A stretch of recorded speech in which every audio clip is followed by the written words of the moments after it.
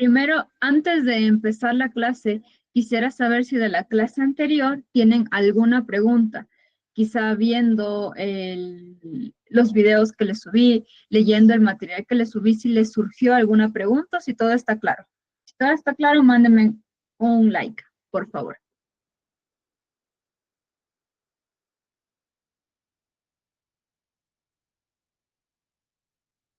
Listo, listo. Muchas gracias, chicos. Entonces, vamos a empezar la clase del día de hoy.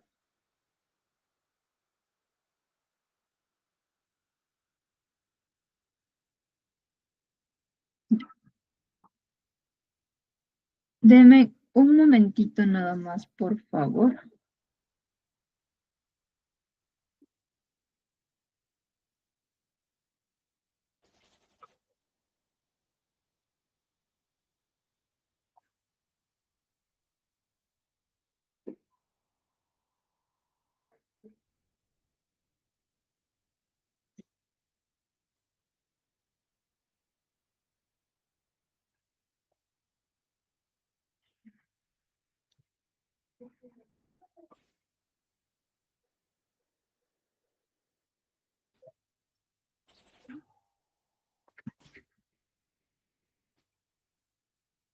A ver, perfecto, chicos. Discúlpenme un ratito que los dejé. Estaba yendo a ver un material que vamos a necesitar el día de hoy. A ver, ¿cuál es el tema del día de hoy? Manejo y control de heridas, hemorragias y vendajes. Como les comentaba, la clase que vamos a ver el día de hoy es algo que vemos casi a diario. A todos, estoy segura que a todos nos ha pasado en casa. Así que empecemos con el primer tema. Perdón, los objetivos. ¿Qué espero yo que se logre en esta clase? Que sepan identificar los diferentes tipos de heridas y de hemorragias, que apliquen técnicas básicas para el control del sangrado, que sepan realizar vendajes funcionales y de protección. Y como les he repetido con esta ya 3 clases, que sepan actuar ante una emergencia con los primeros auxilios que sean de forma efectiva. Entonces, hablemos de heridas. Muchos de ustedes se han de acordar de esta imagen que les proyecté en la primera clase, que nos habla sobre los tipos de heridas, tipos de cicatrización, fases de cicatrización y heridas crónicas. Ok, empecemos. ¿Qué es una herida? Una herida es la pérdida de la solución de continuidad en la piel. ¿Qué significa? Esta es una solución de continuidad. Si yo rompo esta solución de continuidad por cualquier motivo, estaríamos hablando de una pérdida de la solución de continuidad. Por ende, herida se interpreta como todo aquello con lo que se pierda la solución de continuidad de la piel. Igual, recordemos que la piel no es solo esto que nosotros estamos viendo. La piel tiene 3 capas. La que nosotros vemos es la epidermis. Por debajo de la piel, perdón, la que nosotros vemos es la epidermis.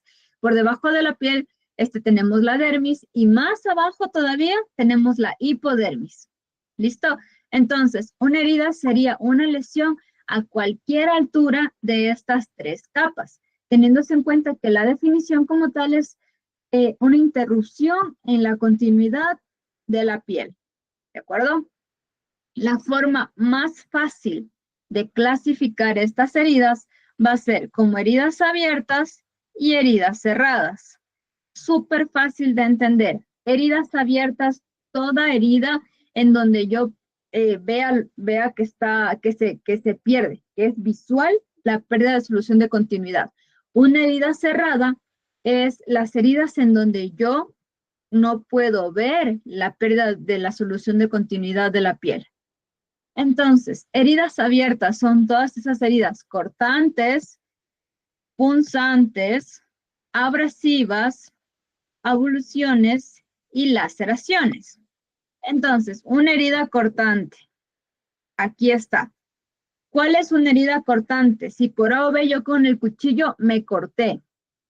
Si mientras me estaba rasurando, en el caso de los hombres, me lastimé, me corté la cara cuando me estaba rasurando. ¿Ok? Esa es una herida cortante. Una herida cortante debe ser una herida recta. No importa la dirección, pero siempre debe ser recta. Por ejemplo, una herida que no es cortante es una herida de una moledora, porque esa de ahí lo que nos va a ocasionar son laceraciones o incluso avulsiones. No es una herida recta. ¿Por qué? Porque la moladora me corta en zigzag. Al ya hacerme este movimiento de zigzag, ya pierde la característica de ser una herida cortante. Las heridas punzantes. ¿Cuáles son estas? Estas de aquí. ¿Listo? Entonces, una herida punzante es toda herida que yo me realizo con un objeto punzocortante. Por ejemplo, la punta del compás, la punta de una jeringa, la punta del cuchillo. Cuando las mamás nos decían cuando éramos niños, no corras con los lápices en la mano que te puedes lastimar. La punta del lápiz, cualquier objeto punto cortante que nos genere una herida de un orificio pequeño, porque obviamente es a la final la puntita la que nos da, la que nos va a causar la herida en la piel, ¿sí? Una herida abrasiva. ¿Qué es una herida abrasiva? Una que aquí en nuestra imagen está como una excoriación o una abrasión. Una herida abrasiva es una herida que ocurre por frotamiento. Por ejemplo, cuando los niños están en la bicicleta se caen y se raspan. Esa es una herida abrasiva porque existe el contacto de la piel con una superficie dura y eso hace que se raspe la piel. ¿De acuerdo? Por ejemplo, heridas de motos, no sé, que yo me caigo, me resbalo y me lastimo rodillas, codos. Ese tipo de heridas son las abrasivas. Ahora las avulsiones. ¿Cuáles son estas heridas tipo avulsiones? Estas heridas avulsiones son las más serias que nosotros tenemos. Porque, como les dije, una herida de este tipo es la que causa una moladora, la que causa, ¿qué más? ¿Cómo se llama esto? Una sierra eléctrica. ¿Por qué son heridas que se conocen de este tipo? Primero, porque el tejido está rasgado. Otro tipo, otro objeto, o bueno, más que objeto, otra forma de ocasionar este tipo de heridas son las mordeduras. Y no hablo de las mordeduras de los animales, porque los animales característicamente, sea perro, gato, serpiente, ratón, rata, lo que sea, siempre encajan dos dientes o cuatro, arriba y abajo. En el caso de los roedores, los incisivos. En el caso de los mamíferos, cual sea esta, son los colmillos. En las serpientes igual, lo que clavan son colmillos. Entonces siempre van a haber cuatro heridas, que estas heridas se pueden considerar heridas punzantes. Pero los humanos no hacemos ese tipo de mordeduras. Los humanos desgarramos. Por eso nosotros podemos comer carne, porque desgarramos. Una herida por mordedura en donde la mordedura de una persona a otra persona ocasionó el levantamiento de la piel, es una herida avulsiva. ¿Por qué? Porque es un tejido rasgado. Como les dije, no es la característica del cortante, sino genera una especie de zigzag. Si yo quiero unir esa herida, no puedo porque me faltan pedazos. Si yo cojo y hago así la herida para quererlo unir, voy a ver que esa herida está por acá, luego se recogió, luego sale otra vez, acá veo que le falta una punta, por acá veo que me sobra piel. Esa es una herida avulsiva. Y las laceraciones. Una laceración es el tipo de herida entre una excoriación y una avulsión. ¿Ok? ¿Qué significa? Por ejemplo, un accidente de moto. Fue tan duro el accidente de moto que cuando me raspó, me levantó la piel. Es una laceración. ¿De acuerdo? Ahora vamos con las heridas cerradas. ¿Cuál es la característica de estas heridas? Que generalmente ocurren a nivel de la dermis y de la hipodermis. ¿Ok? Entonces, si recordamos lo que vimos en la primera clase sobre las capas de la piel, primero, La epidermis, que es lo que nosotros podemos ver, está conformada netamente de queratina.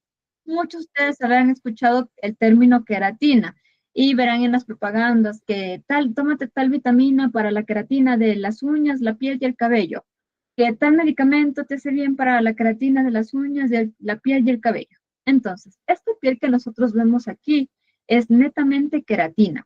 Esta piel como tal, esta piel no duele, no tiene nervios, no tiene vasos sanguíneos, no tiene absolutamente nada, porque solo es, la queratina son células muertas que inician desde la hipodermis y mientras van madurando y se acercan más a la epidermis, van muriendo, pierden su núcleo, que es lo que las hace ser vivas, y quedan netamente tejido de queratina, que es lo que estaba dentro de la célula.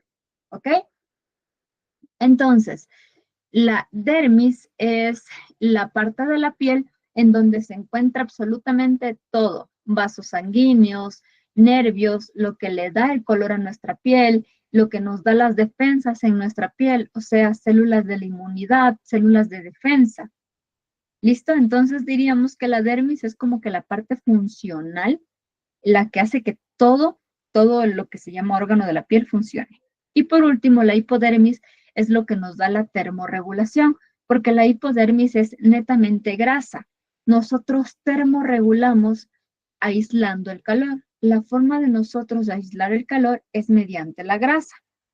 Entonces, teniendo en cuenta esos conceptos, si yo cojo y separo cada una de las capas de la piel y a la epidermis cojo con un martillo y ¡boom! Le doy la hipodermis ni fu, perdón, la epidermis ni fu ni fa.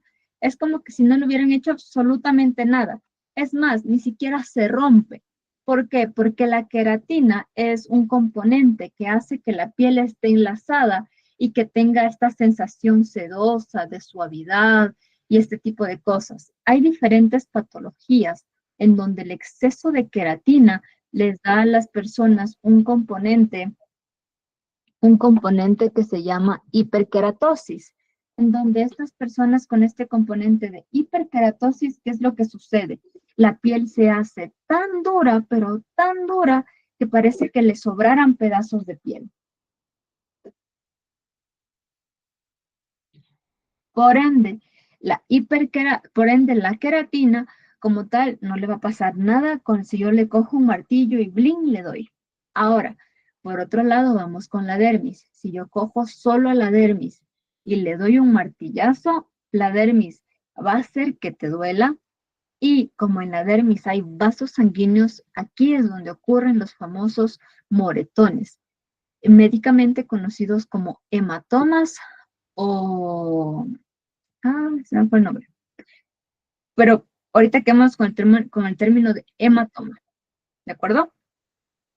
Entonces, ¿qué es lo que sucede? A la dermis el martillazo sí le afectó, porque en la dermis es donde nosotros tenemos, como les comenté, la parte funcional del órgano conocido como la piel. Si yo a la hipodermis le doy un martillazo, la hipodermis asimismo, ni fu ni fa, ¿se va a abrir? Sí, pero esa abertura no nos va a causar dolor ni absolutamente nada, porque al final yo le estoy pegando únicamente a la grasa. Entonces, no ocurre absolutamente nada. Si yo uno nuevamente las tres capas, epidermis, que era únicamente queratina, está como si nada. La dermis está con un hematoma gigante de lo que con el martillazo se rompieron los vasos sanguíneos, le está doliendo y todo lo demás. Y la hipodermis igual, ni fu ni fa, no le hiciste absolutamente nada. ¿Cómo eso se expresa en la piel? En forma de hematomas.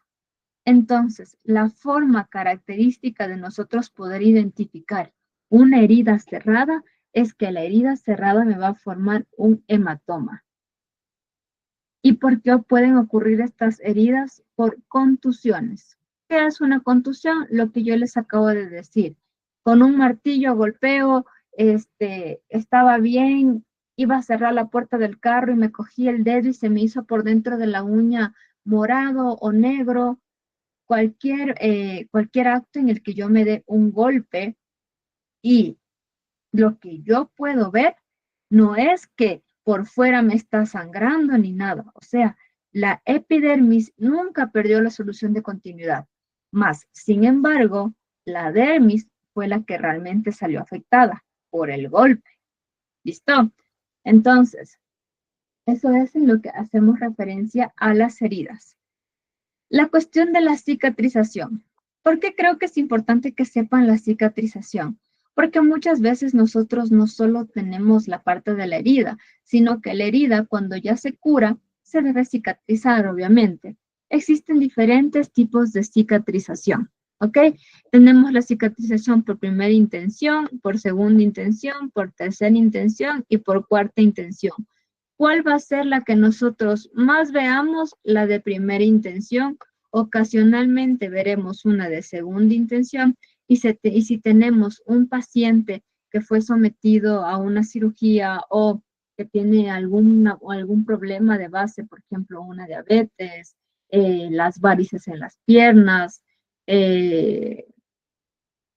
una herida, ya sea por un arma blanca, por un arma de fuego, podríamos ver una de tercera intención. Una de cuarta intención es imposible que nosotros veamos en la parte de los auxilios. ¿Por qué?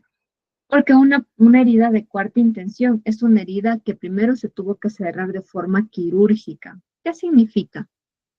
Por ejemplo, digamos que para mi mala suerte yo estaba laborando ahí en una bananera y con una motosierra me corté, bueno, me lastimé toda esta parte del brazo. Como les estaba diciendo, la motosierra no hace un corte recto, la motosierra hace un corte en zigzag. Entonces, toda esta parte de aquí se me salió, ¿ok? Me llevan al hospital, todo lo demás, y ya ven que todo este tejido que yo tengo salido ya no me lo pueden volver a unir. Entonces no me van a dejar este hueco, porque este hueco indicaría que mi hueso está expuesto y tengo riesgo de muchísimas infecciones. Entonces, ¿cuál es el tratamiento médico? Que me sacan músculo y piel de otra parte del cuerpo y me lo insertan en esta parte de aquí. Eso se llama un colgajo. ¿Ok? Entonces, me lo insertan, cirugía plástica reconstructiva, es lo que hace es unir lo que me sacaron, el músculo y la piel que me sacaron de otra parte del cuerpo y me lo pega aquí.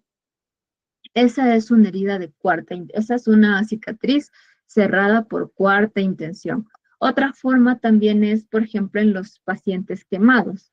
En los pacientes quemados, cuando se les hace ampollas, cuando la piel realmente está terrible, ¿qué es lo que les hacen?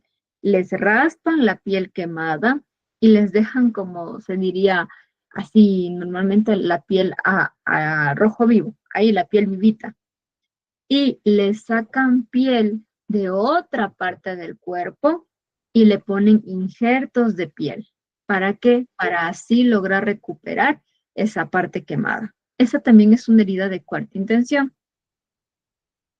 Ahora, una herida cerrada por primera intención. ¿Cómo es esta herida? Generalmente suelen ser las heridas cortantes o punzantes. ¿Ok? Entonces, una herida por primera intención. Me corté la mano y me está saliendo sangre, sangre, sangre, sangre, sangre, sangre, sangre.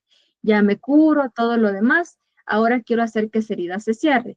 Como es un corte profundo y largo, la forma de cerrar no voy a decir, me dejo ahí hasta que se cierre, no, porque eso va a seguir sangrando. Entonces hay que suturar. ¿Ok?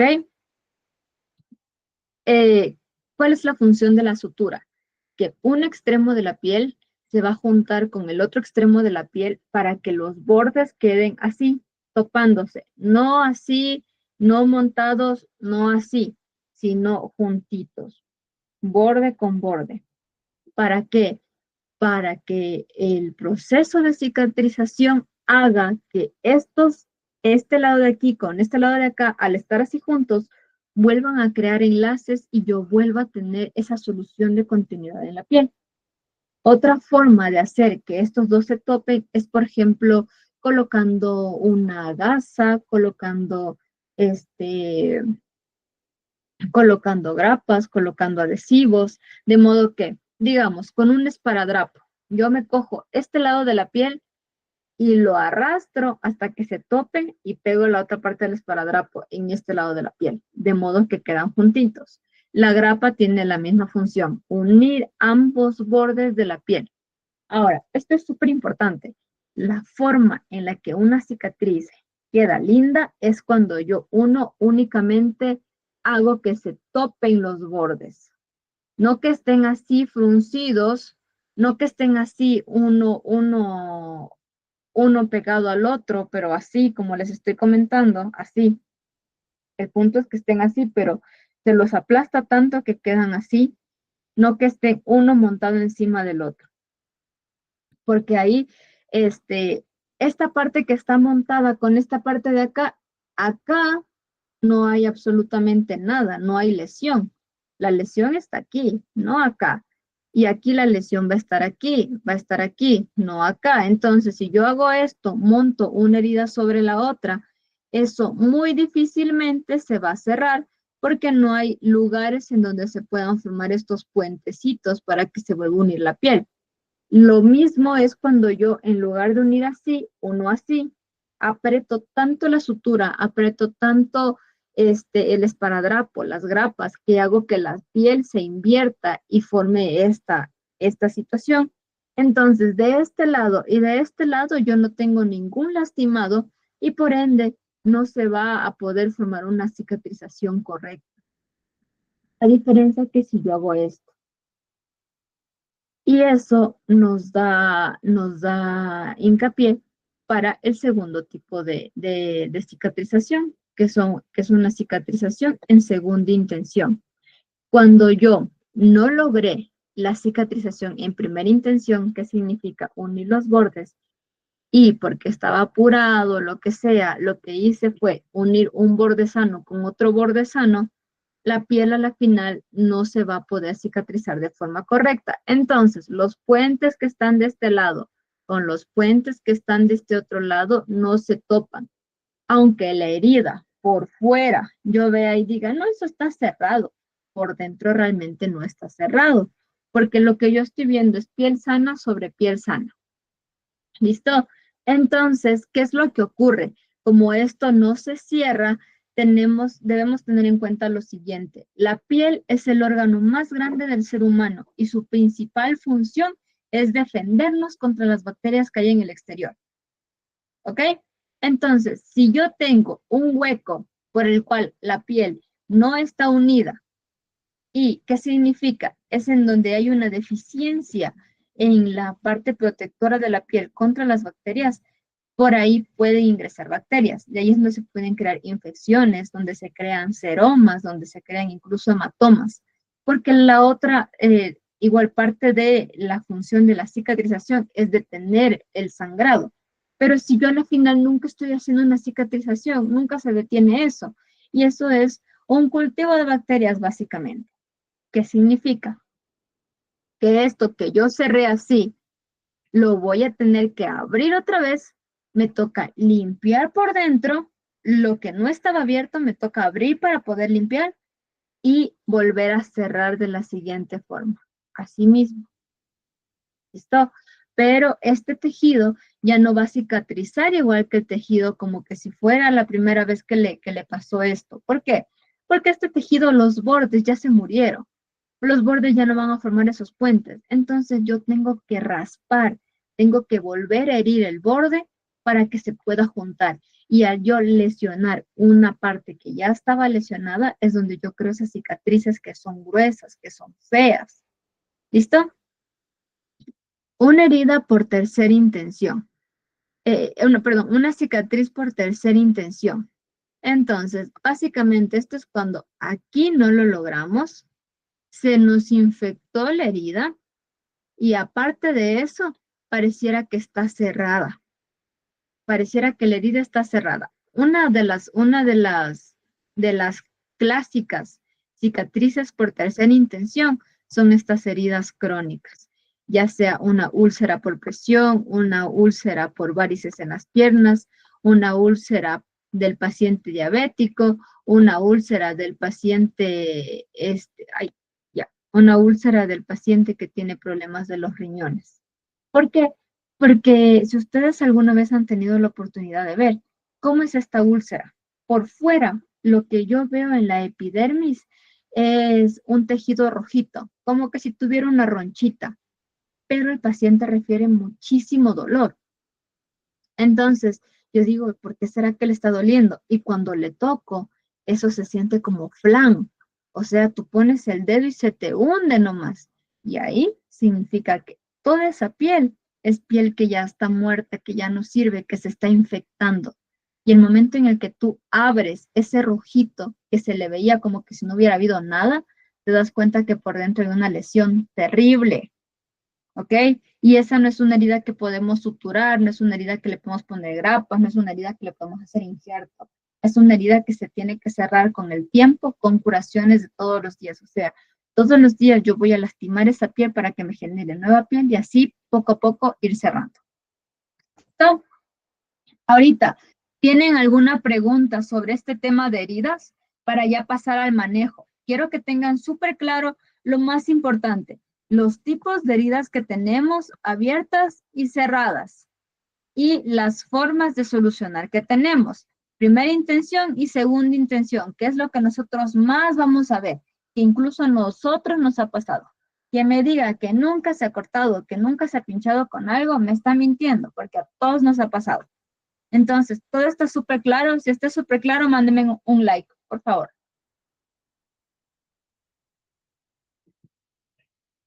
Gracias, gracias, gracias a los que están participando.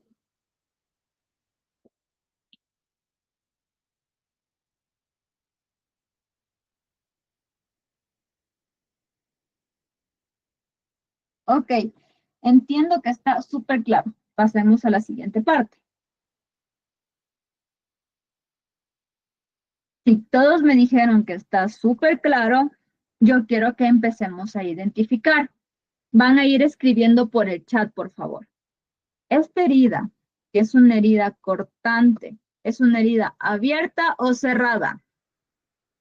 Escriban en el chat, por favor. Los leo.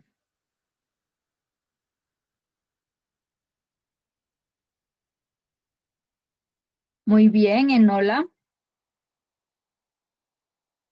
Muy bien, Ángel. Muy bien, Ángela. ¿Solo tengo 3 estudiantes en la clase o tengo como 23?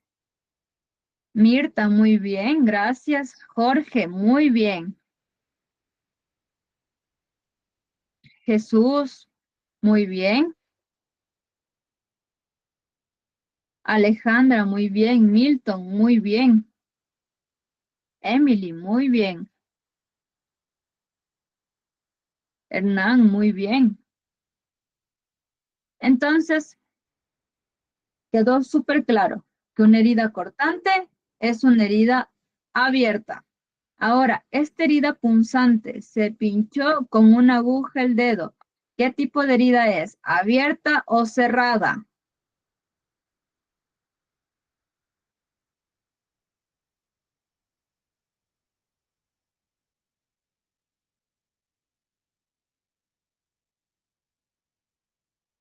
Ok, Amaya, coméntame, ¿qué deseas que te repita?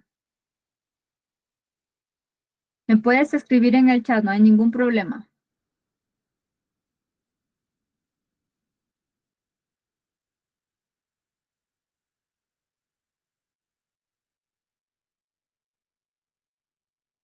Ok, la primera pregunta fue si es que esta herida cortante era una herida abierta o cerrada. Y la respuesta es que esta de aquí es una herida abierta. Listo. Esta herida de aquí, esta herida punzante, es una herida abierta también. Vamos a regresar a la diapositiva. Si ustedes recuerdan, cuando yo les estaba hablando de la clasificación de abiertas, aquí está la herida punzante. ¿Por qué la herida punzante es una herida abierta? Porque con lo que sea que yo me pinche, voy a ocasionar una pérdida de la solución de continuidad. O sea, me voy a abrir la piel por fuera. ¿Listo?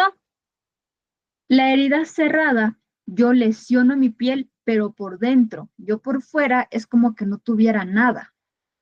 Entonces, si por A o B yo ahorita cojo una jeringa y me pincho el dedo, me va a empezar a salir sangre. La salida de sangre implica que yo me lesioné la piel por fuera, de modo que esa sangre puede salir al exterior. Porque si yo no hubiera lesionado la piel por fuera, esa sangre no pudiera salir y se queda por dentro y forma un hematoma.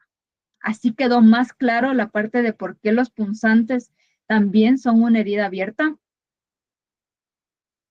Espero que sí. Ahora vamos con esta imagen de acá.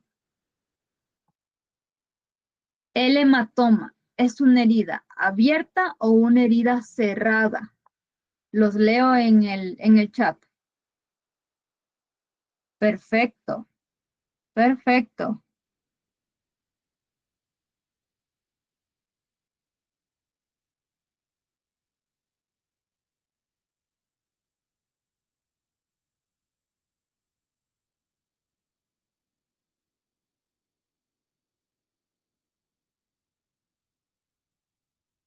perfecto.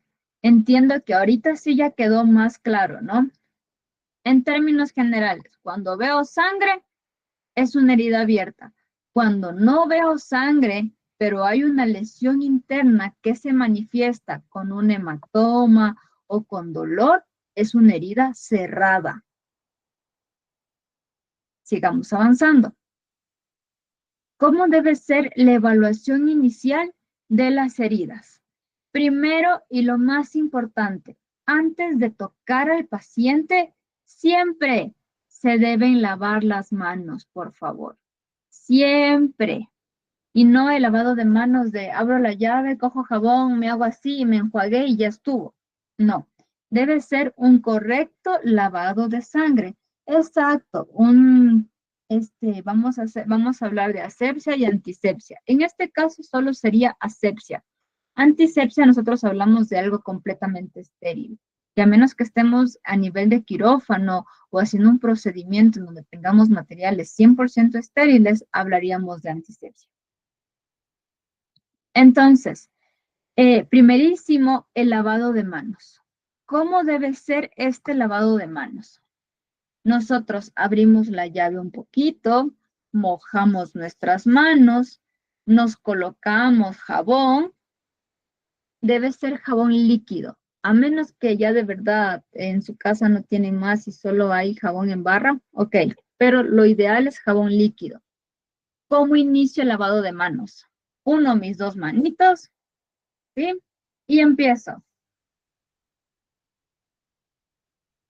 Froto la una mano contra la otra. Luego de este movimiento, lo que hago es lavar el dorso de la mano, o sea, así. Esta mano lava el dorso de esta mano y también la zona interdigital. Me lavo la mano. Ahora vamos con la otra mano. Lavar el dorso de la otra mano.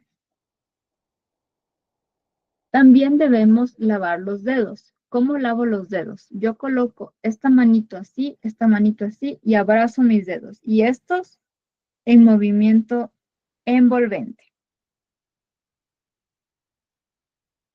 Y del otro lado también.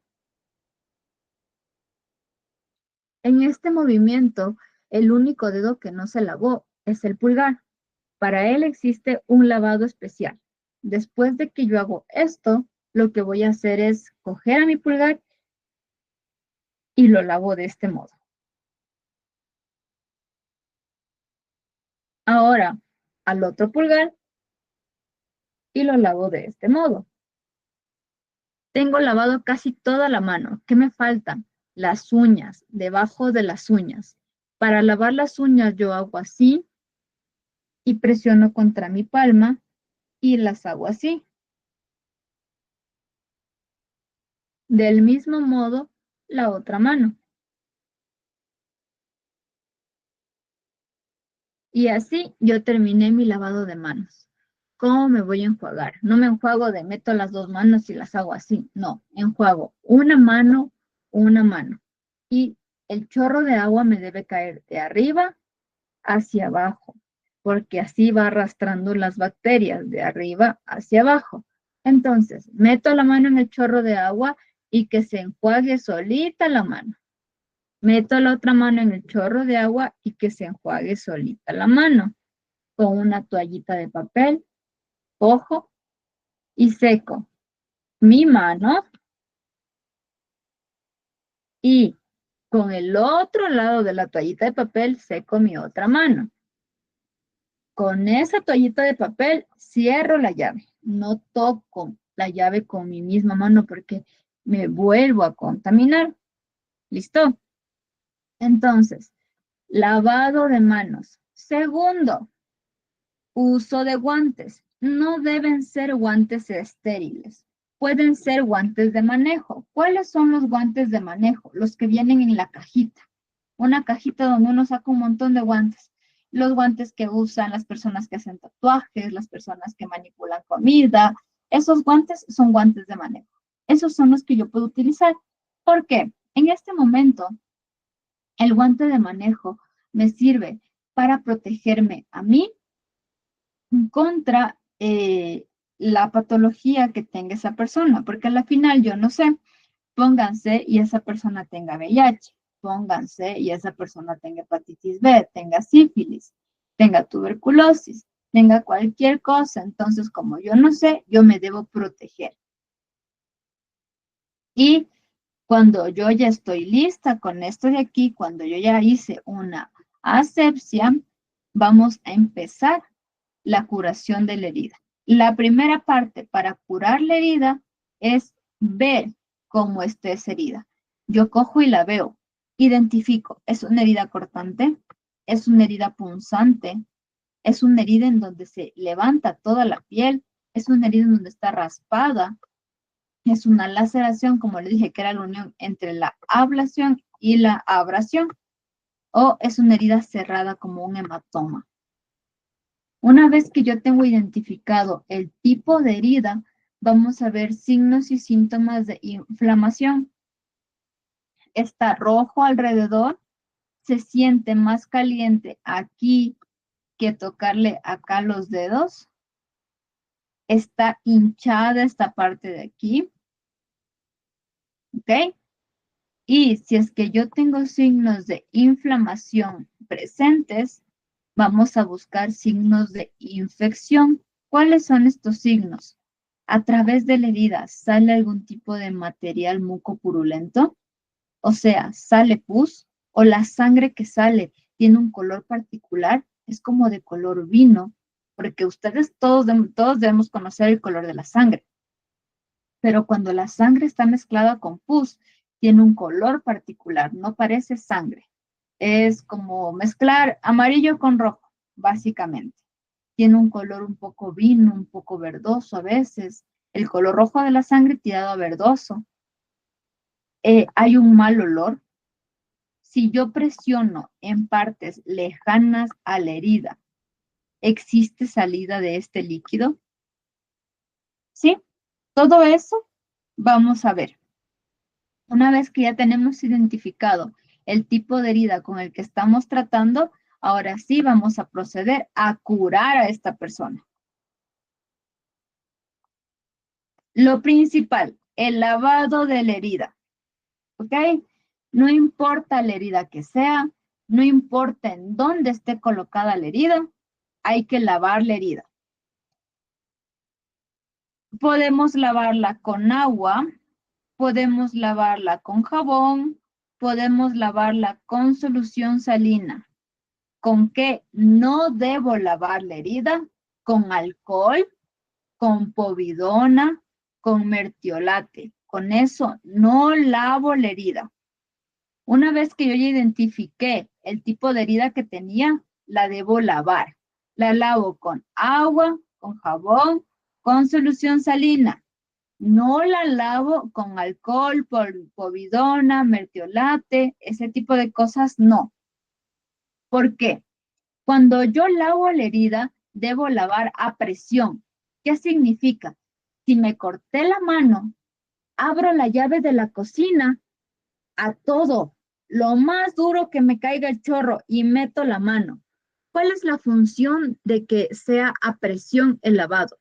Que me va arrastrando las bacterias. Si yo lavo con solución salina, yo debo ponerle a chorro la solución salina para que me arrastre las bacterias. Si yo llegase a lavar con alcohol, con povidona, con mertiolate, primero que ninguno de nosotros lava una herida con alcohol, povidona o mertiolate, sino que le pone de a poquito, de a toquecitos, le hace así como limpiándole y ese no es el objetivo. El alcohol, la povidona, el mertiolate son bacterioestáticos. ¿Qué significa una solución bacteriostática? Que me deja quieta la bacteria, no la mata, la deja quieta. ¿Ok? Y la deja quieta porque luego el cuerpo se encarga de matarla. Pero si son muchas bacterias, a la final el cuerpo no va a poder con muchas y se puede infectar. Entonces decir que lo mejor para curar una herida es el alcohol es mentira. Que lo mejor para curar una herida es el mertiolate, es la povidona, es mentira. Lo mejor para curar una herida es lavarla a presión, a chorro, ya sea con la solución salina o con agüita nada más a chorro. Ponemos la mano debajo de donde caiga el chorro y así arrastra todas las bacterias. Lo segundo que vamos a hacer es eliminar cuerpos extraños, siempre y cuando estos cuerpos extraños estén superficiales. Por ejemplo, yo estaba picando cebolla y me corté el dedo y dentro me quedó un pedacito de cebolla. Una vez que yo ya me lavé, si es que con el lavado no se me salió el pedacito de cebolla, yo voy a eliminar con una pincita cojo y retiro ese cuerpo extraño. Pueden ser vidrios, pueden ser las alimañas de cuando se suelda, puede ser polvo, puede ser piedras. Cuando voy con la bicicleta en un camino de tierra y me caí y dentro de la laceración se me quedó piedritas, arena. ¿Listo? Lo siguiente, ahora sí, ya que mi herida está lavada, ya que mi herida está desinfectada, yo puedo utilizar antisépticos. Por ejemplo, clorexidina, yodopovidona, puede ser alcohol también. No les recomiendo mucho el alcohol, pero es lo que nosotros más tenemos en la casa. Probablemente ustedes ni siquiera conozcan lo que es la clorexidina. ¿Ok? ¿Por qué no les recomiendo el alcohol? Porque desde el momento en que se cortó la piel, el cuerpo interpreta que se cortó la piel y lo que intenta es unir. Empieza de una la cicatrización. Con el alcohol al ser tan abrasivo, ¿qué es lo que hace? Esas células nuevas que se están creando, como es tan abrasivo, me las destruye por sus componentes. Por eso el alcohol arde, por eso el alcohol duele. Y si yo cojo y paso alcohol, lo que yo estoy haciendo es que mi cuerpo está queriendo cicatrizar y yo voy y le pongo alcohol y el cuerpo dice, no, pues o sea que estamos jugando. ¿Listo? Por otro lado, la yodopovidona y la clorexidina no son soluciones que duelen o que arden. Simplemente, como les dije, son soluciones bacteriostáticas. Yo cuando me lavé la herida, ya me eliminé la mayor parte de bacterias. No el 100%, pero sí la mayor parte. Ahora, con estas soluciones asépticas, ¿qué es lo que yo hago? Que las pocas bacterias que quedaron, yo las dejo quietas, estatuas, para que así mi cuerpo con sus células de defensa, glóbulos blancos, logren atrapar esas bacterias y eliminarlas. Y por último, lo que yo voy a hacer es una cobertura con un apósito estéril. Esta cobertura se debe realizar únicamente el primer día de la herida. ¿Por qué? Porque si yo dejo la herida todo el tiempo tapada, no le permito oxigenar a la herida y por ende puedo causar una infección, una inflamación y que no se cierre la herida como tal. No sé si les ha pasado que ustedes se cortan y se ponen una curita en el dedo y se la dejan ahí y ven al tercer día, se la quieren sacar y ven que la herida está toda mojada, como cuando uno se queda mucho tiempo con los dedos debajo del agua y se le hacen como pasitas. Ven que la herida está de ese modo. ¿Por qué? Porque nunca le dejaron respirar a la herida. Entonces, El primer día, el objetivo de la cobertura con el apósito estéril, que en forma sencilla sería con una gasa, ¿cuál es el fin? Es que ese primer día en donde la piel está sensible, en donde la piel está recién lastimada, si yo cubro, le doy la oportunidad de poder cicatrizar y formar esos puentecitos que les dije. Al siguiente día de lo que ocurre la lesión, yo retiro el apósito, yo ya veo, digo, ve, ya ha estado como cerrado y debo dejar mi herida al aire libre. ¿Por qué? Porque al aire libre, todos esos puentecitos que mi piel formó, es como que el aire libre hace que se sequen y se queden duros y finalmente se termina de concluir la cicatrización. A ver,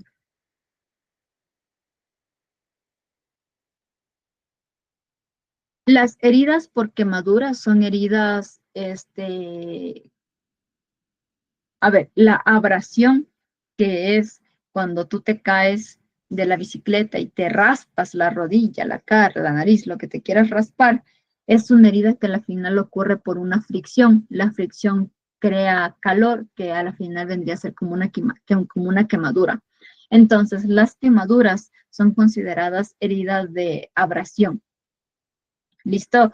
Igual, el tema de quemaduras, me parece que es el cuarto tema que vamos a ver, en donde nosotros hablamos del manejo de una quemadura.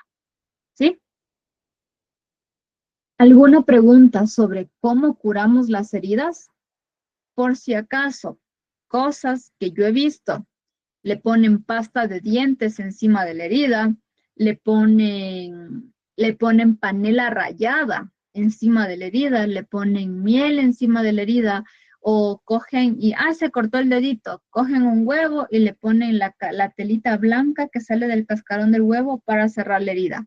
Todo ese tipo de cosas lo que hacen es que aumentan el riesgo de infección de esa herida. Y una herida que pudo haber sido tranquilamente tratada desde el primer día, colocarle estas cosas, porque por creencia popular se dice que no, ponle panela y eso al tercer día se le cierra. Ponle la cascarita del huevo y verás como mañana amanece seco. Lo que nosotros estamos haciendo es poner en riesgo la vida de nuestro paciente. Por ejemplo, los huevos tienen salmonela. Cuando nosotros freímos un huevo, lo que yo mato es la bacteria de la salmonela, que naturalmente la tienen los pollos. La bacteria de la salmonela a los seres humanos les puede causar incluso la muerte. Va desde una diarrea hasta la muerte del paciente. Las bacterias les encanta el dulce. Las bacterias come azúcar prácticamente. Y si yo pongo encima de una herida panela, miel, lo que estoy haciendo es darle alimento a esas bacterias en lugar de realmente deshacerme de ellas. ¿Ok? Ahora vamos con las heridas profundas. Una herida profunda, primero, una herida profunda es una herida que me va a sangrar por montones. Primero lo que yo debo hacer es intentar detener el sangrado. Una vez que yo logro detener el sangrado, yo lo que voy a hacer es manejar y cerrar esa herida. Hablemos de un corte, era lo que les estaba comentando. Me corté la mano, me lavé la mano, me quité el pedazo de cebolla que tenía. Ahora sí, con clorexidina me limpio por dentro, con un apósito me seco, intento hacer compresión. Veo que sigue sangrando, ok. Si es que después de toda esta curación yo sigo sangrando, significa que yo necesito una cicatrización por primera intención. O sea, me deben colocar algo de un borde al otro de la mano para que eso se cierre. Llámese grapas, sutura, grapas, sutura, esparadrapos para colocar y unir esto. ¿Sí? Si es que hablamos de una herida profunda, es exactamente lo mismo. Yo voy a limpiar del mismo modo, lavar con agua y jabón o lavar con solución salina a chorro, que le caiga a presión, que sienta como cuando nosotros tenemos la manguera de agua y ponemos el dedito en la boca para que el agua salga a presión. Igualito con esa misma presión se deben lavar las heridas. Veo si es que tengo que eliminar grupos extraños, luego limpio con clorexidina, con iodopovidona, con alcohol, con lo que tenga a la mano.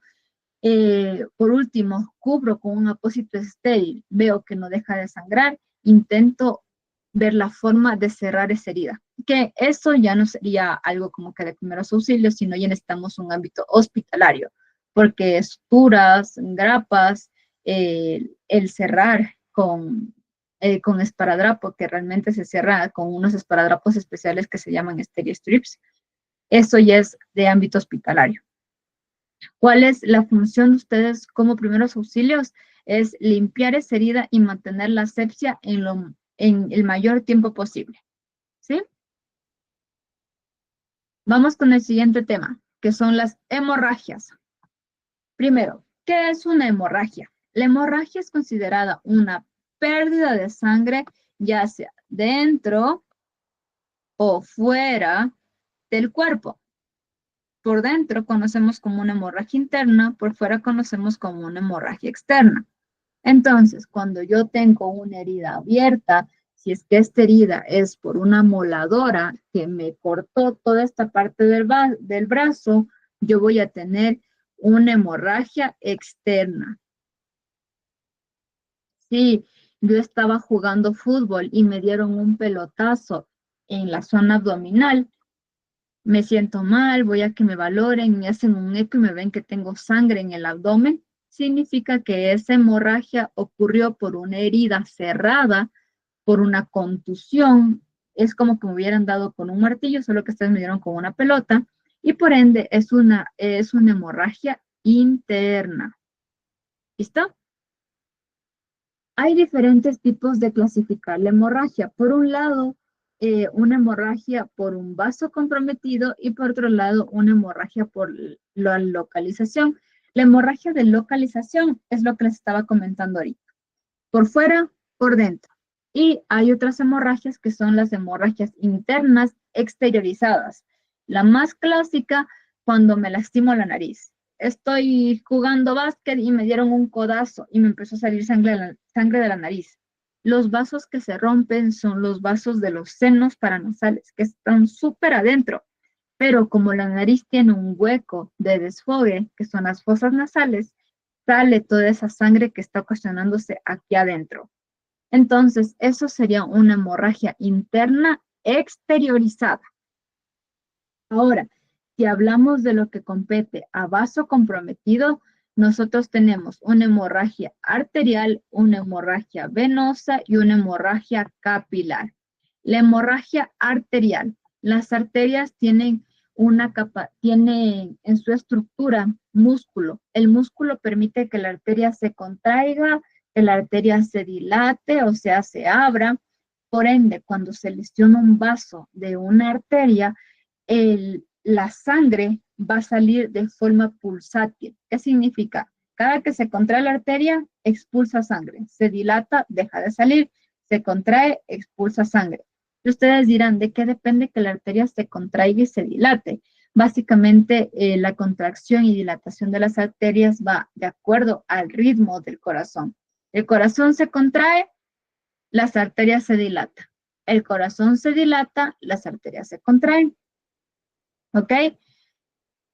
La hemorragia venosa. La hemorragia venosa es que yo me corto y me empieza a salir sangre, sangre, sangre, sangre, sangre, sangre, sangre. Nunca me deja de sangrar. Súper complicado de tener una hemorragia venosa. ¿Por qué? Porque las venas no tienen en su estructura músculo y al no tener músculo no tienen esta capacidad de contracción.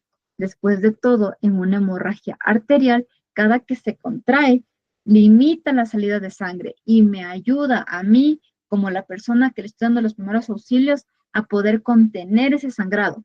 En la venosa todo el tiempo me sangra, me sangra, me sangra, me sangra, me sangra, me sangra, me sangra. Entonces es más difícil manejar un sangrado por una hemorragia venosa. Y la hemorragia capilar. La hemorragia capilar es la hemorragia que nosotros generalmente tenemos. A ver, empezamos por qué son los capilares.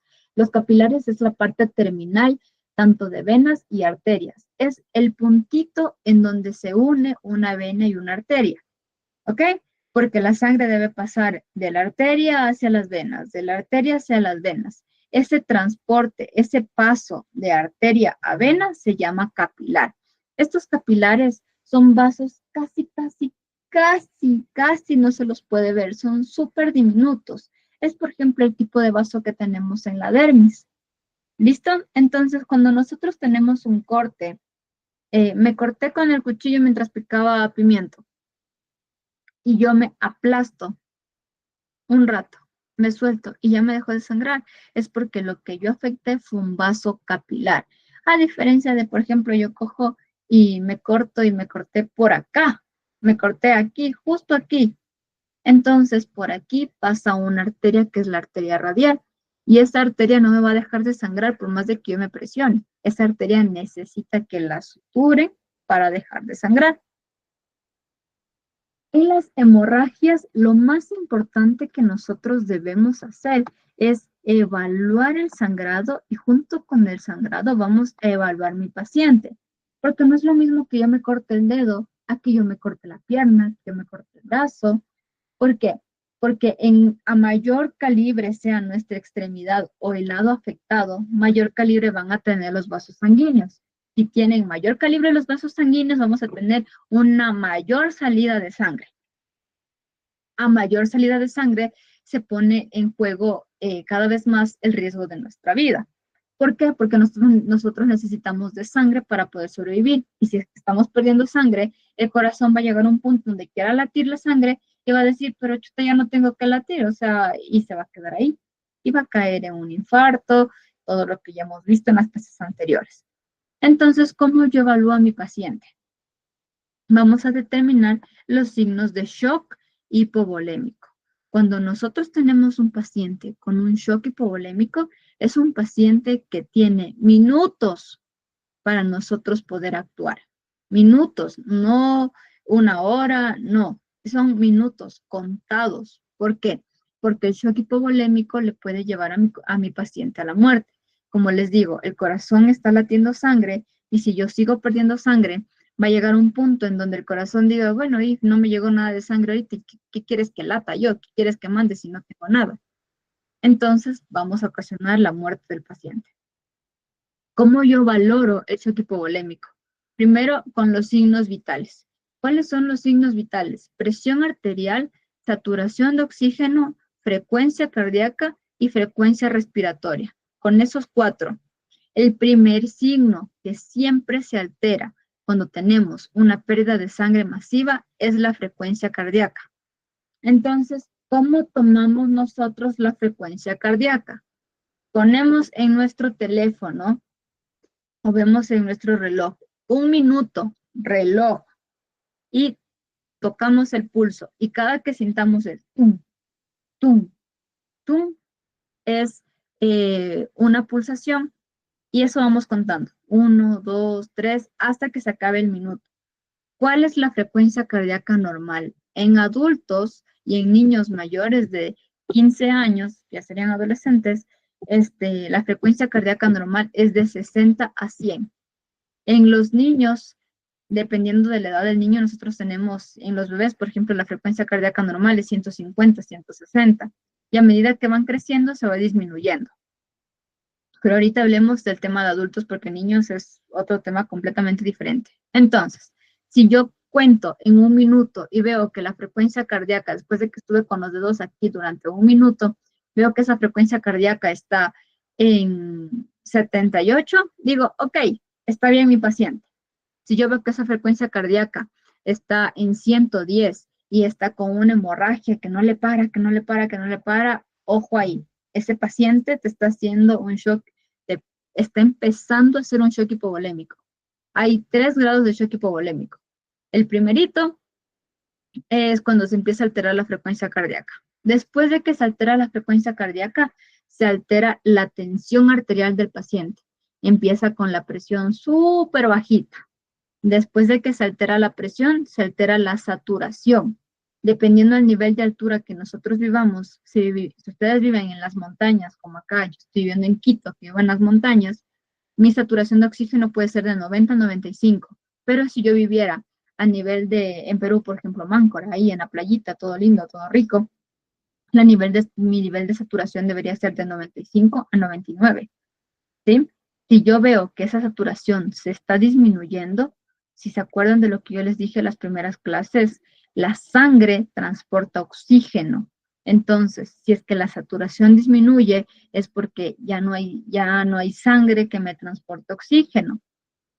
Y la frecuencia respiratoria. ¿Cómo yo veo eso?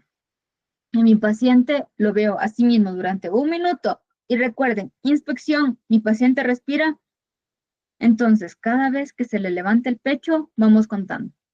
1, 2, y así sucesivamente. En el minuto, la respiración normal va de 15 a 20 respiraciones por minuto. Si es que mi paciente me está respirando 22, 25, 30, significa que a mi paciente le está faltando el aire. ¿Y por qué le falta el aire? Porque le falta oxígeno. ¿Por qué le falta oxígeno? Porque le falta sangre. ¿Por qué le falta sangre? Porque se está yendo en hemorragia. Otros signos en donde yo solo necesito ver a mi paciente se puso pálido. Esta es la cuestión de la frecuencia cardíaca rápida. Confusión. Señor, ¿cómo se llama? No te responde. Señor, ¿qué día es hoy? Lunes. Señor, ¿sabe dónde está? En mi casa, por ejemplo, y está en la calle. Confusión del paciente. ¿Sí? Entonces, si nosotros tenemos un paciente con signos de shock hipovolémico, no se olviden, hay que activar el PAS.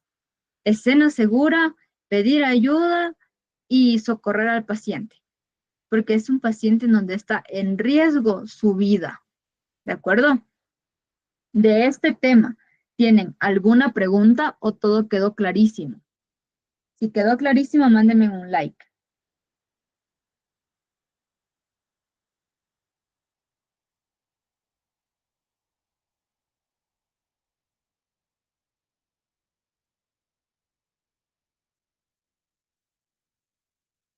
Listo, gracias.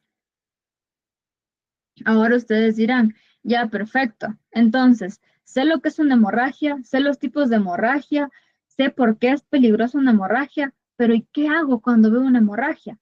A eso vamos ahorita. ¿Qué es lo que yo debo hacer? Primero, voy a hacer una presión directa con gasa o con apósito, o en el peor de los casos, con lo que tenga la mano. Veo el mismo ejemplo, moladora en el brazo, una herida de aquí a acá, no hay mano que me vaya a hacer presión todo esto, ¿sí? Entonces, a 2 manos, con gasas, con apósito, cojo y hago presión súper fuerte, lo que más puedan, aplastan, aplastan, aplastan, aplastan, aplastan. Si se llena la gasa o el apósito que pusieron, cogen otro, no cambian, cogen otro. Cogen otro apósito. Para la pregunta que me estás realizando, la frecuencia cardíaca normal en un adulto va de 60 a 100 pulsaciones por minuto. O sea, ¿qué significa? Que si yo ahorita me cojo durante 1 minuto y me estoy aquí tocándome el pulso, debería tener entre 60 y 100. Si ustedes tienen un smartwatch, pueden ponerle frecuencia cardíaca y ahí les va a dar. ¿Sí?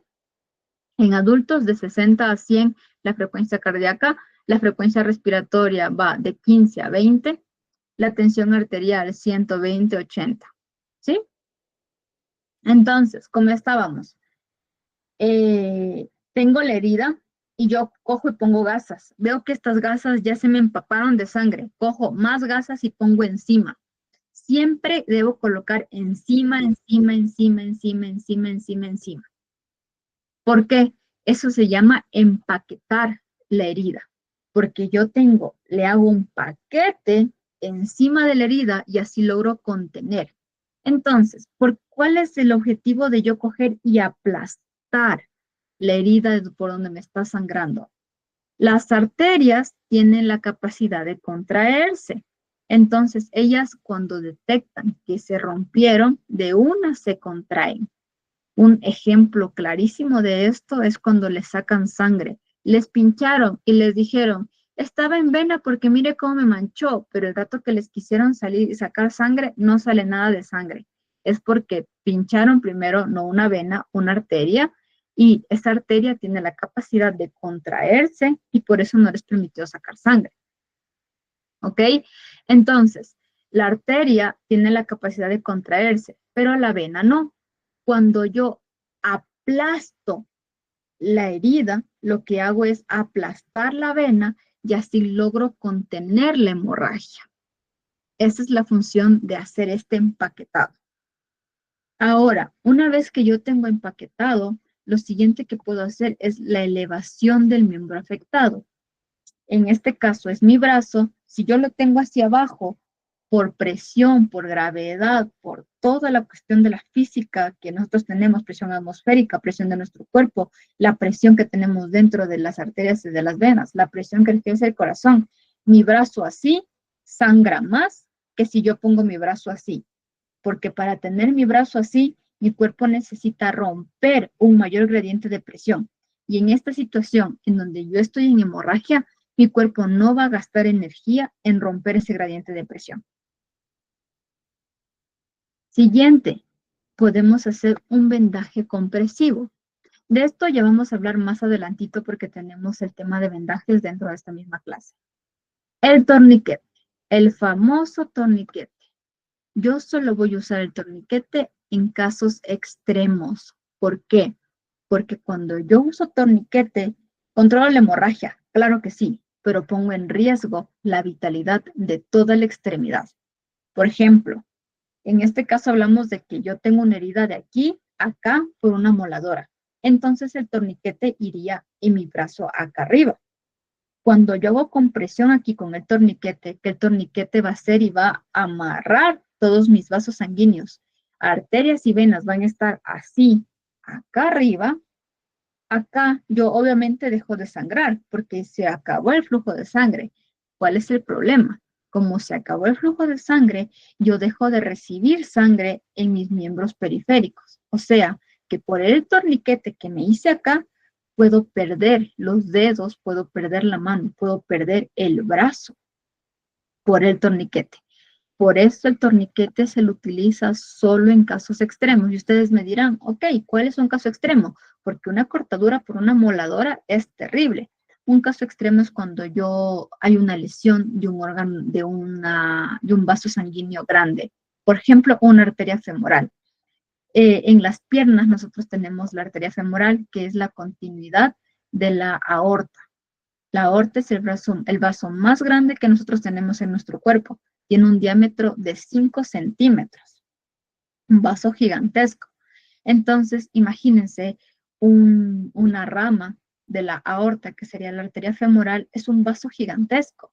Por más de que yo le eleve la pierna, por más de que yo le haga compresión, yo no voy a poder contra ese vaso. Es como que yo quisiera, tengo una fuga de agua, rompí la tubería principal, el tubo que es el grandote, ese blanco, y yo a ese quiero detener el agua poniéndole en mis manos. Imposible, el agua se va a seguir saliendo. Entonces, en ese caso, yo ahorco el tubo para que deje de salir agua. Y en este caso, el ahorcamiento del tubo se interpretaría como el torniquete. Solo en esa situación, yo pongo torniquete. Cuando el vaso lesionado es un vaso sanguíneo grande. De lo contrario, no. ¿Sí? Contesté su pregunta, mi amigo, Brad. ¿Pude contestar tu pregunta o no? ¿O no quedó claro? Si quedó claro, mándame un like. Listo, Brad. Y nuevamente, valoro signos de shock. ¿Sí? Entonces, ¿quedó claro cómo vamos a manejar una hemorragia o no? ¿O hay todavía alguna duda por ahí? Si quedó claro, manden likes, por favor.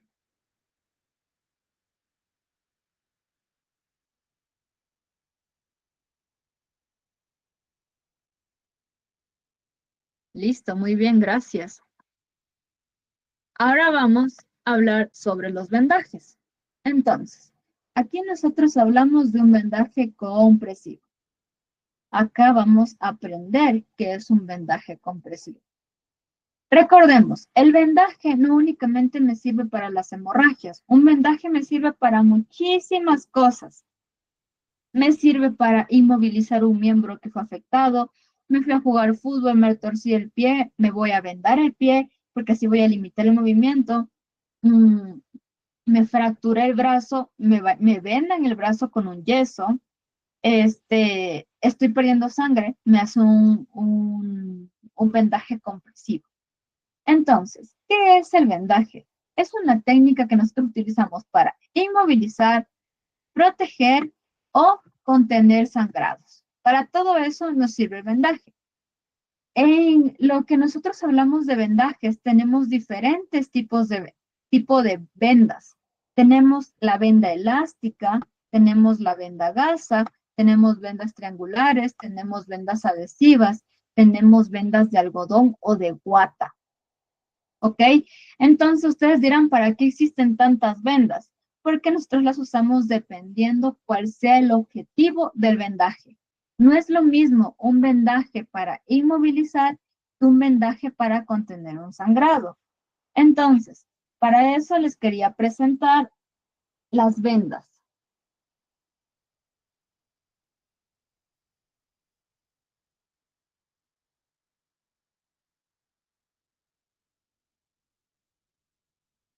Esta de aquí es una venda de gasa.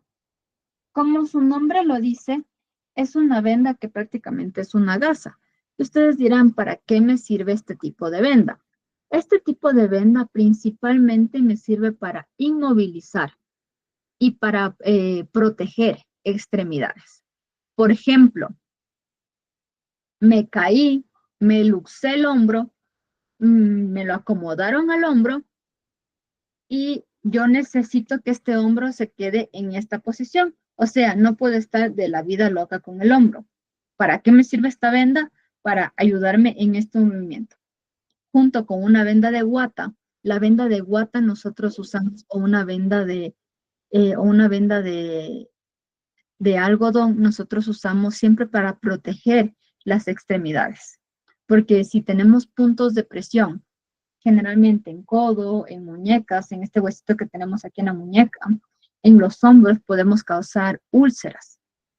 Entonces, con una venda de guata yo protejo la extremidad y con la otra venda lo que yo ocasiono es tener protegido junto con una inmovilización, o sea que el brazo se quede ahí, perdón, que el brazo se quede ahí, ¿sí? Otra de las vendas que nosotros tenemos, aquí les presento una venda de guata. ¿Es algodón? Básicamente. La otra venda que nosotros tenemos son las vendas elásticas. Las vendas elásticas principalmente se utilizan para hacer una contención, ya sea de una articulación, de un, de un tendón o contener un sangrado. ¿Ok? Me fui a jugar fútbol, estaba lloviendo, no estaba con pupos, estaba con zapatos deportivos y me resbalé y el tobillo se me dobló horrible. Entonces, yo al tobillo no lo voy a poder contener con este de aquí, porque el tobillo es una articulación que tiene mucho movimiento. Tampoco es que lo quiero dejar completamente estático y por eso no lo enyeso, porque con el yeso yo lo dejaría estático. ¿Cuál es el punto medio entre la venda gasa y el yeso? Es la venda elástica. La venda elástica le va a dar el sostén que el tobillo perdió al doblarse y le va a dar también la parte de la movilidad. O sea, el tobillo no va a quedar inmóvil, pero sí va a quedar más sujeto porque quedó como flojo después de que tuvieron este problema. ¿Cuál es la venda elástica? Esta de aquí. Es elástica porque obviamente es elástica, ¿sí? Entonces, para no perder el hilo, un vendaje compresivo yo lo voy a hacer con este tipo de venda. ¿Cuál es el objetivo? Y hay que tomar en cuenta lo siguiente, un vendaje compresivo no es un torniquete. Un vendaje compresivo, yo contengo la herida, ¿de acuerdo? Hablándose de la moladora en mi brazo, el vendaje compresivo iría en toda esta zona. ¿Qué significa? El vendaje envolvería todo mi brazo, y envuelve haciendo presión. Por eso esto permite, por eso se utiliza la venda elástica, porque te permite hacer esa presión. Entonces yo cogería, jalo, estiro y doy la vuelta. Y ahí yo ya hago una presión. ¿Por qué no es un torniquete? El torniquete, la característica es que no lo aplicas en la lesión, aplicas siempre una articulación más arriba.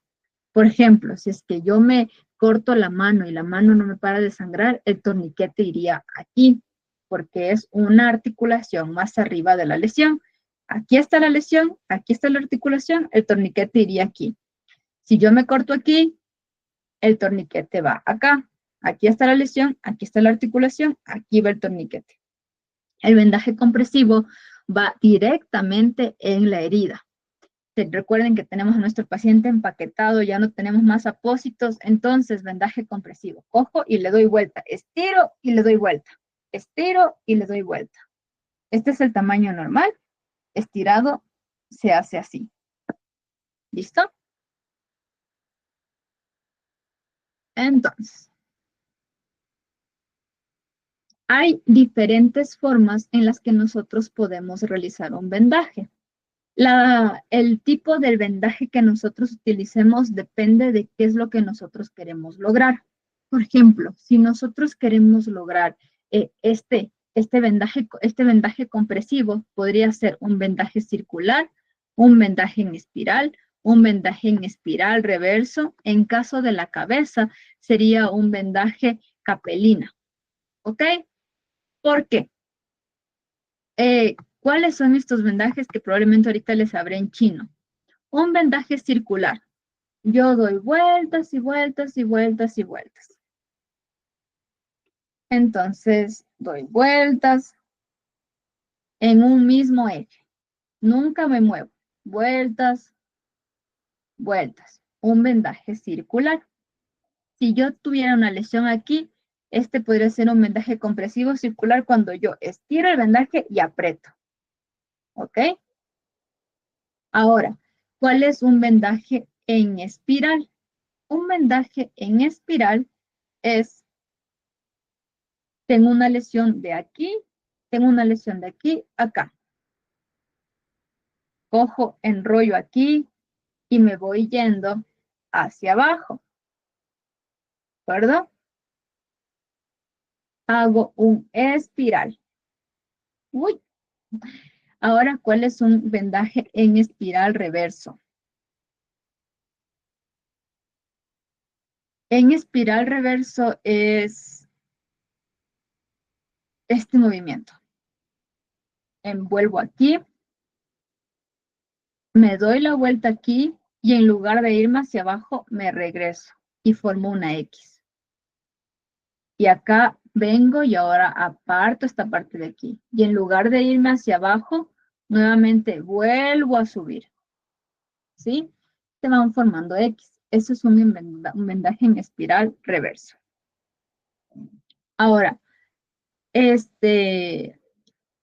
un vendaje capelina en la cabeza es para dar la contención a cualquier lesión que nosotros tengamos en la cabeza. Para eso, este dibujito que les puse aquí.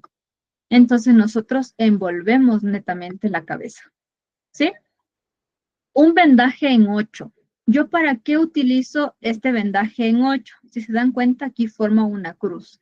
El vendaje en 8 debe tener dos características principales. Primero, el vendaje en 8 se utiliza para una articulación, cual sea esta, y debe envolver la articulación hacia arriba y hacia abajo. Por ejemplo, yo lo que quiero vendar es la articulación de mi muñeca. Entonces yo vendo arriba y abajo. ¿Y qué significa en 8? Primero voy a sujetar el vendaje. Sujeto mi vendaje. Una vez que ya lo tengo sujeto, empiezo a hacer un 8. Me voy abajo y luego subo, ¿sí? Y nuevamente me voy hacia abajo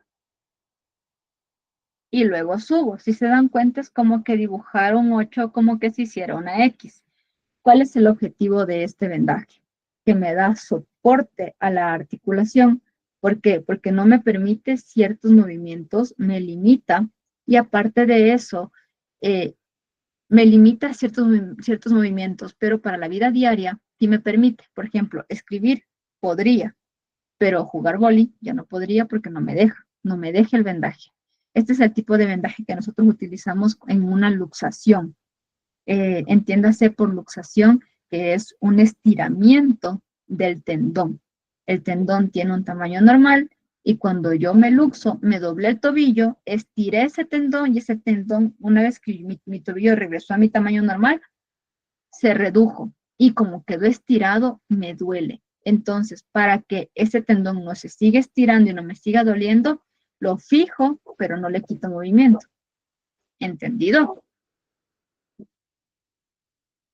Si queda entendido, mándenme un like. Ok. De estos tipos de vendajes, ¿tienen alguna pregunta? Las preguntas me las pueden mandar por el chat, no hay ningún problema.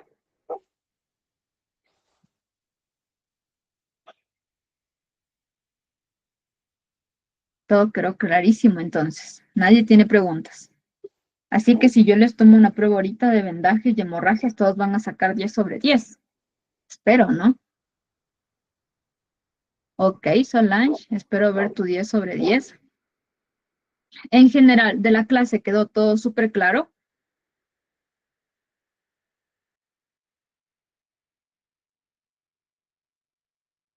Listo, chicos. Espero que la clase del día de hoy les sirva muchísimo para su vida diaria. ¿Por qué? Porque esto, como les dije, son cosas que a todos nos pasan. A todos hemos estado jugando fútbol y se nos ha doblado el pie.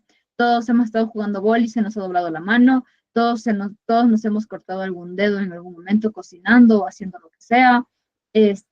Todos en algún momento hemos visto algún tipo de hemorragia. No una hemorragia que quizá ponga en peligro la vida del paciente, pero sí una hemorragia en donde tengamos que aplicar lo que les acabo de enseñar. Esto de aquí es algo que lo pueden aplicar más a diario porque, porque son actividades de la vida diaria, son cosas que a todos nos puede pasar. Y sí es súper importante que lo tengan bien claro y espero que de ahora en adelante, cuando les pase algo de lo que les acabo de comentar, sepan qué hacer y qué no deben hacer. ¿Sí?